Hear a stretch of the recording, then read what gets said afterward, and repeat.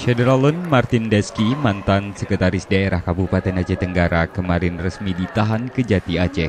Hal yang sama juga diterima mantan pemegang kas Bupati Aceh Tenggara, Muhammad Yusuf.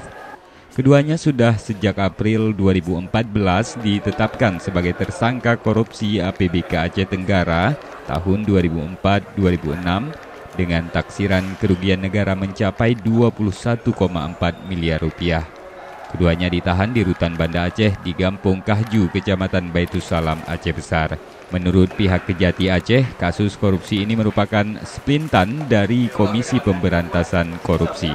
Para tersangka disebut telah mengambil uang dari kas daerah dan membuat pertanggungjawaban fiktif, yakni dengan cara membuat proposal bantuan sosial.